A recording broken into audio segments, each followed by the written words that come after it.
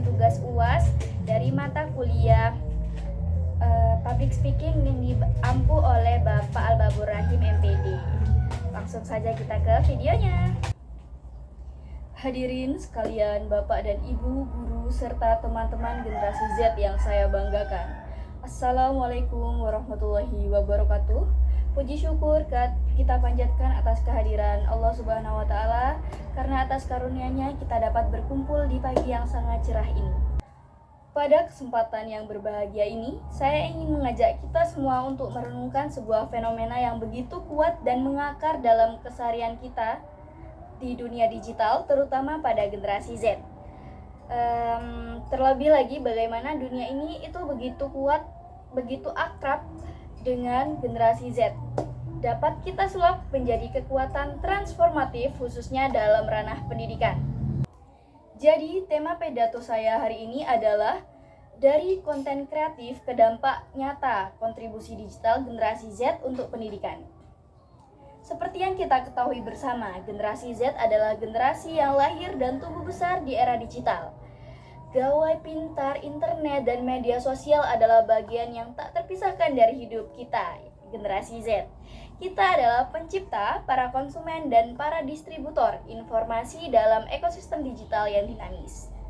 Mulai dari TikTok dan YouTube, dari Instagram hingga platform-platform digital lainnya, kita mampu menciptakan konten-konten kreatif yang menarik, informatif, dan menghibur. Namun, pertanyaan pentingnya adalah, apakah potensi besar ini akan hanya berhenti pada hiburan semata? Atau bisakah kita sebagai generasi Z melangkah lebih jauh, mengubah kreativitas digital menjadi dampak yang lebih nyata dan positif, terutama dalam memajukan pendidikan di negara kita, Indonesia ini? Saya yakin jawaban Anda sekalian adalah bisa. Generasi Z memiliki kekuatan unik untuk memajukan distribusi digital yang signifikan, terutama dalam ranah pendidikan.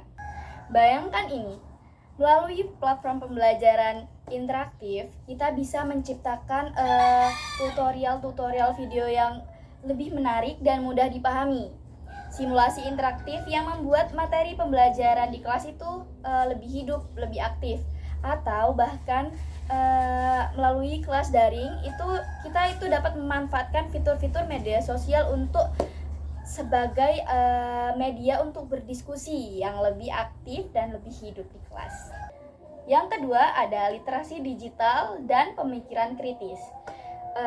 Sebagai generasi yang paling terpapar informasi, kita punya tanggung jawab untuk mengedukasi sesama tentang pentingnya interaksi digital, bagaimana membedakan antara informasi yang benar dan informasi yang hoak, dan mengembangkan kemampuan berpikir kritis dalam menghadapi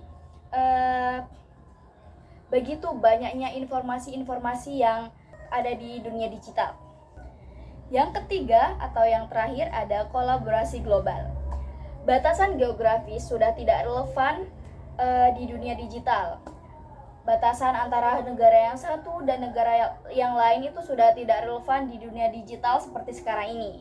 Kita bisa berkolaborasi dengan siswa-siswa dari berbagai belahan dunia, berbagai pengetahuan-pengetahuan yang baru, dan memperluas wawasan pendidikan kita. Tentu, perjalanan ini tidaklah tanpa tantangan. Ada tanggung jawab yang sangat besar dan menyertai kebebasan berkreasi di dunia digital. Kita harus bijak dalam memilih konten, menghindari ujaran-ujaran kebencian, dan memastikan bahwa setiap jejak digital yang kita tinggalkan adalah jejak yang positif dan membangun.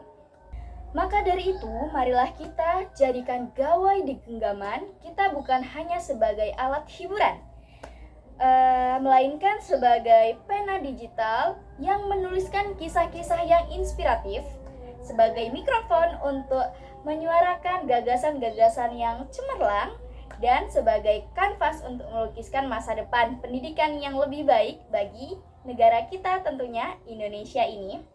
Mari kita buktikan bahwa generasi Z bukan hanya generasi penikmat konten semata, melainkan generasi pencipta dampak yang lebih positif, terutama bagi negara ini. Mari kita wujudkan dari konten kreatif menuju dampak nyata kontribusi digital generasi Z untuk Indonesia, terutama dalam ranah pendidikan. Baik, itu saja dari saya. Terima kasih. Wassalamualaikum warahmatullahi wabarakatuh.